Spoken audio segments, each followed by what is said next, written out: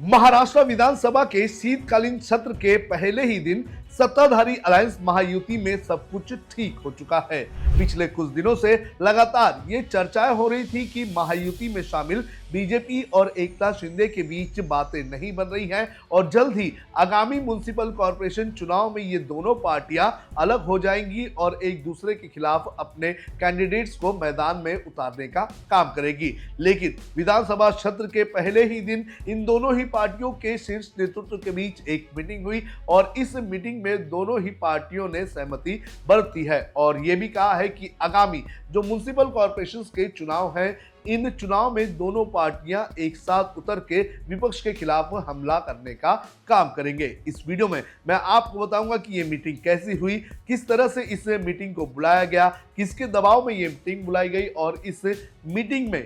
कौन से मुद्दों पर सहमति बरती गई है, ये पूरी जानकारी आपको इस वीडियो में दूंगा। नमस्कार, आप देख रहे हैं लोकमत हिंदी। मेरा नाम है सोनू कनौजिया।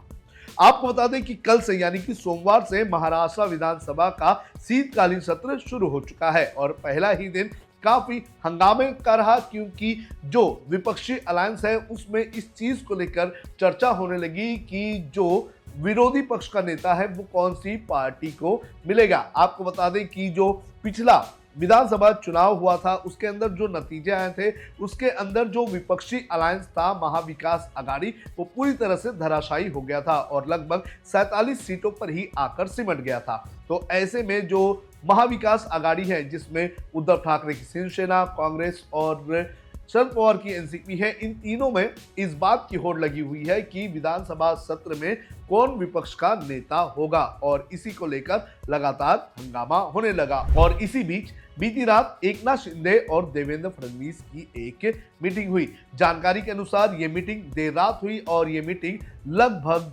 1.5 घंटे तक चली और इस मीटिंग में एकनाथ शिंदे अपनी पार्टी की तरफ से मौजूद थे। इसके अलावा भारतीय जनता पार्टी की तरफ से मुख्यमंत्री देवेंद्र फडणवीस, महाराष्ट्र बीजेपी अध्यक्ष रविंद्र चव्हाण और चंद्रशेखर बावनकुले जो कि महाराष्ट्र सरकार में मंत्री भी हैं और पूर्व महाराष्ट्र बीजेपी अध्यक्ष हैं, ये सभी लोग इस मीटिंग में मौजूद थे। और इस मीटिंग में जो दोनों ही पार्टियों के बीच रिफ्ट चल रही है उसको लेकर चर्चा हुई। एकनाथ शिंदे ने उनके पार्टी के कार्यकर्ताओं को बीजेपी द्वारा अपनी पार्टी में खींचने के मुद्दे पर नाराजगी जताई और इसका विरोध करते हुए उन्होंने ये कहा कि ये सारी चीजें रुकनी चाहिए और फिर इन सारे मुद्दों पर चर्चा शुरू हुई। जानकारी ये भी आ रही है कि ये जो मीटिंग बुलाई गई थी, ये मीटिंग जो है वो केंद्र के आदेश पर बुलाई गई थी। जो जानकारी सामने आई है उसके अनुसार अमित शाह के बोलने पर इस मीटिंग को ऑर्गेनाइज किया गया था और इस मीटिंग में ये दोनों पार्टी के नेता जो है वो आकर बैठे हुए थे।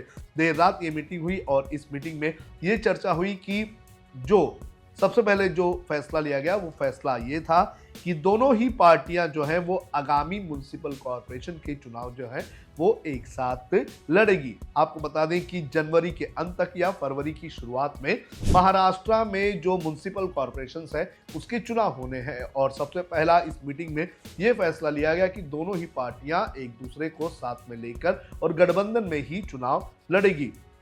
यहां मैं आपको बता दूं कि पिछले कुछ दिनों से लगातार दोनों पार्टियों के बीच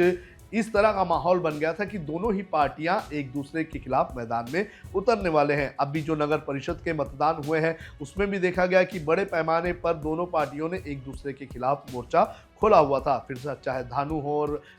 रायगढ़ में बदलापुर अमरनाथ हो, ऐसी सब जगह जो है दोनों एक दूसरे के खिलाफ मैदान में उतरे थे। लेकिन कल जो मीटिंग हुई, इस मीटिंग में सबसे पहला फैसला ये लिया गया कि आगामी जो 29 म्युनिसिपल कॉर्पोरेशन के चुनाव हैं उन चुनाव में दोनों पार्टियां एक साथ लड़ेगी, यानी कि BMC, KDMC, TMC, Palghar municipal corporation, Mira Bhayandar municipal corporation, Navi Mumbai municipal corporation, Ulhasnagar municipal corporation, Pune, Nagpur, Nashik, ऐसे जो भी म्युनिसिपल कॉर्पोरेशन है उन चुनाव म्युनिसिपल कॉर्पोरेशन में दोनों एक दूसरे के साथ चुनाव लड़ने का काम करेंगे। दूसरा जो फैसला लिया गया इस मीटिंग में वो ये था कि एक दूसरे के नेताओं को अपनी पार्टी में खींचने का काम नहीं किया जाएगा। आपको बता दें कि यहीं से दोनों ही पार्टियों के बीच बड़ा मतभेद शुरू हुआ था। आपको बता दें कि उल्लासनगर म्युनिसिपल कॉर्पोरेशन में एकनाथ शिंदे की शिवसेना ने बीजेपी के नेताओं को अपनी पार्टी में शामिल करने का काम किया था, जिसके बाद जवाब देते हुए बीजेपी ने कल्याण डोंबिवली म्युनिसिपल कॉर्पोरेशन में बड़े पैमाने पर भी एकनाथ शिंदे की शिवसेना के नेताओं को अपनी पार्टी में लेने का काम शुरू किया और इस तरह का माहौल बनाया कि केडीएमसी जो कि एकनाथ शिंदे का गढ़ है, जहां से एकनाथ शिंदे के बेटे जो सांसद है, वहां से लगभग एकनाथ शिंदे की शिवसेना को खाली करने का काम बीजेपी ने शुरू किया था। तो यहां से रिफ्ट शुरू हुई थी, लेकिन अब यह फैसला लिया गया है कि दोनों ही पार्टी एक दूसरे के कार्यकर्ताओं को, नेताओं को अपनी पार्टी में शामिल करने का काम नहीं करेंगे। इसके बाद तीसरा फैसला यह लिया गया कि दोनों ही पार्टी एक दूसरे के नेताओं के खिलाफ बयान देने का काम नहीं करेंगे। आपको बता दें कि जो नगर परिषद के चुनाव हुए उसमें यह देखा गया था कि दोनों ही पार्टी के जो शीर्ष नेतृत्व है उन दोनों ने एक दूसरे के खिलाफ बयानबाजी की थी। धानू में जब एकनाथ शिंदे गए थे तो उन्होंने बीजेपी के कार्यकर्ता और बीजेपी के नेताओं को रावण की अवधि दे दी थी, यानी कि उन्होंने कहा था कि हमें रावण की लंका जलानी है। और इस पर देवेंद्र फडणवीस ने जवाब दिया था कि हम तो रावण के वंशज नहीं बल्कि राम के वंशज हैं और लंका में नहीं, हम भारत में रहते हैं जो राम का घर रहा है। तो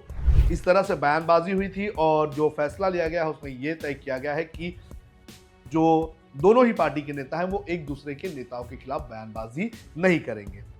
चौथा, एक दूसरे के नेताओं के खिलाफ नहीं होगी जांच। आपको बता दें कि पिछले कुछ वक्त से जब से एकनाथ शिंदे उप मुख्यमंत्री बने हैं तब से ये देखा गया है कि जो बीजेपी है, यानी कि जो देवेंद्र फडणवीस की गवर्नमेंट है, उसमें कई ऐसे फैसले लिए गए जो एकनाथ शिंदे की पार्टी के खिलाफ थे। यानी कि एकनाथ शिंदे के पार्टी के नेताओं के खिलाफ मामला शुरू करना या फिर एकनाथ शिंदे की पार्टी के नेताओं द्वारा जो पिछली सरकार में फैसले लिए गए थे उन फैसलों को बदलना, एकनाथ शिंदे की पार्टी के नेता संजय सिरसाट के बेटे के जो होटल का मामला था उसको लेकर इन्वेस्टिगेशन चलाना, ये सारी चीज़ें हुई थी जिसको लेकर दोनों ही पार्टी के बीच एक तरह से रिफ्ट की शुरुआत हुई थी। और कल जो मीटिंग हुई है उससे मीटिंग में ये तय किया गया है कि दोनों ही पार्टी एक दूसरे के नेताओं के खिलाफ ना तो किसी तरह से आरोप लगाएंगे और ना ही कोई भी कानूनी कार्रवाई होगी। तो दोनों ही पार्टियों ने इस पर भी सहमति जताई है। पांचवा, सीट शेयरिंग पर शुरू होगी बातचीत। जो 29 म्युनिसिपल कॉर्पोरेशन है उस म्युनिसिपल कॉर्पोरेशन में किस तरह से दोनों ही पार्टियों का अलायंस का स्वरूप होगा, कौन कितनी पार्टियों में सीटों पर चुनाव लड़ेगा, कौन कौन से म्युनिसिपल कॉर्पोरेशन में कौन कितनी ज़्यादा सीटों पर लड़ेगा, इन सारी चीज़ों को लेकर चर्चा शुरू होने वाली है। यानी कि 2 से 3 दिनों में चर्चा शुरू हो जाएगी। तो ये कुछ ऐसे लगभग 5 जो पॉइंट्स हैं, इन 5 पॉइंट्स पर दोनों ही पार्टी के नेताओं ने और नेतृत्व ने सहमति बरती है और आगामी जो म्युनिसिपल कॉर्पोरेशंस के चुनाव हैं वो एक साथ लड़ने का फैसला लिया है और ये भी कहा है कि जो सत्ताधारी महायुति है उसमें सब कुछ ठीक चल रहा है। लेकिन यहाँ पर एक बात यह है कि अगर एकनाथ शिंदे और बीजेपी के बीच सब कुछ सही हो चुका है तो अजीत पवार का क्या होगा, क्योंकि बीएमसी की बात करें तो बीएमसी में एकनाथ शिंदे को साथ में लेकर चलना या फिर जो दूसरे म्युनिसिपल कॉर्पोरेशन हैं वहां पर एकनाथ शिंदे को साथ में लेना बीजेपी के लिए कोई प्रॉब्लमेटिक नहीं होगा। लेकिन अजीत पवार को बीएमसी में साथ में लेकर चलना ये बड़ा प्रॉब्लम जो है वो बीजेपी के लिए हो सकता है, क्योंकि अजीत पवार ने नवाब मलिक के हाथ में कमान दे दी है म्युनिसिपल कॉर्पोरेशन की और ये वही नवाब मलिक है जिसके खिलाफ बीजेपी ने बड़े पैमाने पर मोर्चा खोला था और जिनके आरोपों पर नवाब मलिक को जेल में भी डाला गया था। तो अब देखना जरूरी है कि एकनाथ शिंदे के साथ सेटलमेंट तो हो चुका है, लेकिन जो अजीत पवार की पार्टी है उसके साथ किस तरह से सेटलमेंट होता है। आपको क्या लगता है कि क्या सच में दोनों ही पार्टियों के बीच सेटलमेंट हो गया है और क्या चुनाव के आते आते दोनों ही पार्टियां जो है वो अपने रंग दिखाना शुरू कर देगी और जो म्युनिसिपल कॉर्पोरेशन के चुनाव हैं उसमें अधिकतर म्युनिसिपल कॉर्पोरेशन में ये दोनों पार्टियां अलग अलग चुनाव लड़ेगी। आप हमें कमेंट करके जरूर बताएं।